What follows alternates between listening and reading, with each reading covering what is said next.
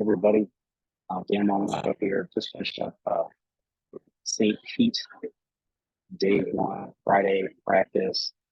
Just had the press conference with Will Power and Felix Rosenquist came in to talk to us. It's a pretty crowded place. I wanted to try to get this thing out so you can get some things posted during the weekend. Trying to get something new. So just want to hit up a couple of quotes from Will and from Felix. It's funny because Will starts out immediately talking about Felix being on another planet. Felix put down one hell of a time. I don't know if that came out of nowhere. I would probably guess it came out of nowhere for some folks in this field. But it was really good to see and really good to hear. We'll talk a little bit more about that shortly. Good feedback from Will Power on the change to the session, being able to split up the session. One thing I will tell you as a spectator and somebody who was kind of walking around, checking out, there was a lot of action. There's a pretty good crowd here for a Friday, I believe. And it was really good action out on track, and certainly made it worth the while of the folks who are out here. And it's hot. It's in the upper 80s. It is hot and humid. It's exactly what you would expect for South Central Florida. I mean, it's a hot one today. So good for IndyCar making that change to the session. I think it works. We'll see what happens from there. One of the notes that Will was talking about in the change in the session was that it felt more like qualifying. So we all know he's the qualifying master. So maybe that was the mindset that took him out there, to help him achieve a fourth place finish in this session. So, and the best of the Penskes. He feels better prepared. Will Power feels better prepared this year than he was last year. Obviously, we know that Liz had some health concerns last year, so Will, rightly so, was 100% dedicated to dealing with that situation.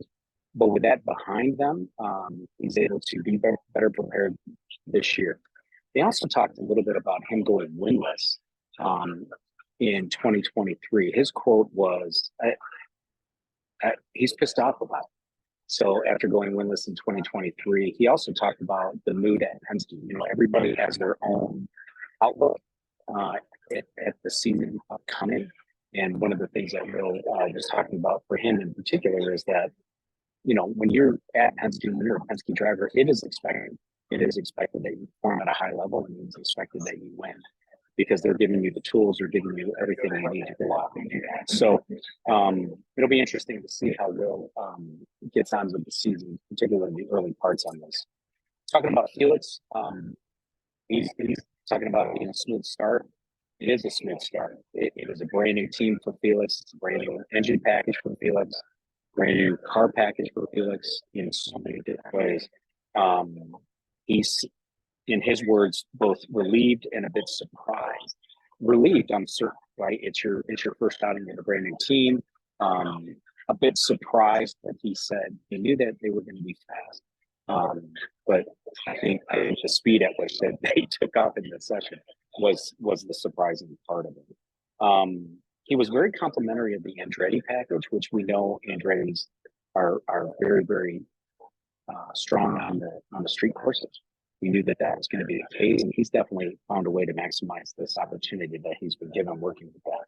He also talked a little bit about the leadership role that he finds himself in. Tom Blomqvist have a lot of experience in sports car racing, very little experience in IndyCar racing, and Tom's a rookie. So it really falls upon Felix to take his 5 years in IndyCar and things that he's learned and the things that he's observed from some of his other teammates and being able to put them out on track and translate that to a team leadership role.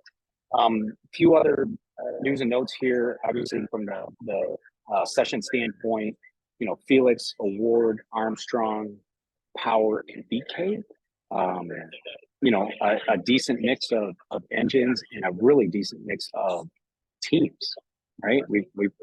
You're looking at Shank, McLaren, Ganassi, Penske, and Ed Carpenter Racing, which of course has had an enormous updates in the off season, trying to get their program back in order. It's good to see. Let me go back to Felix here for a minute. It's good to see Felix at this point where he's at, because that team, speaking of turnover, has probably got the most that anybody has had in the off season in general. They have, brand new drivers on both cars. We know that Meyer Shank is contracted a bit. They're no longer in that sports car program for now. And so all dedication toward the IndyCar program. So we'll see. So far, so good. I will tell you on the flip side, Team Penske has the least amount of change from 2023. Howard, as I mentioned, fourth place. McLaughlin in sixth place. He was also very complimentary. If you were watching the IndyCar broadcast, he was also very complimentary of Felix's session time as well. And then Joseph Newgarden down in 11th place. Something to be concerned about, maybe a little bit, but session one, race one, it's hot. Everybody's got some work to do to try to get themselves together. Is it concerning? Not to me. One of the things that I have been most keenly interested in is how Ganassi has been doing this year, going from 3 cars to 5, which is just an amazing undertaking. Man, they're everywhere. And just full transparency, I had no idea these car numbers or who's in what package or what any of this stuff is going on. So it's kind of, it's going to take me a bit to get used to, to seeing. Nevertheless, Ganassi, third place finish from Armstrong, which is throwing it down. This is his first full-time season, his first full-time year in IndyCar this year, as he'll contest all of the courses this year. Alex Palou, ninth place, the DHL hunters, with sharp. Scott Dixon, 12th, Lundqvist, 18th, Kevin Simpson down in 23rd. But it's Chip Ganassi Racing. I think they're going to do a pretty good job. So I'm going to wrap up with this final quick note here, is just to say, Romain Grosjean, where did that come from? He had a really good start to this. Whether or not he's able to hold on as everybody goes back and crunches the numbers, is he able to maintain a inside top 10 starting position? He finished 7th in the session. I guess we'll see. We know that the Funkos cars had moments of time out there. We know that Callum Ilott, and Augustine Canapino as well, are very capable drivers. So they're able to get what they could out of those cars when the cars were decent. So we'll see what happens there. And I'm anxious to see what tomorrow brings. The hot one, wear your sunscreen if you're coming this way, or if you know anybody that's coming this way, hydrate and sunscreen. So thanks for listening, and I'll bring you some more news tomorrow. Be sure to check our social media sites, the Twitter and the Instagram, for some pictures and all that other good stuff too. So talk to y'all soon. Bye-bye.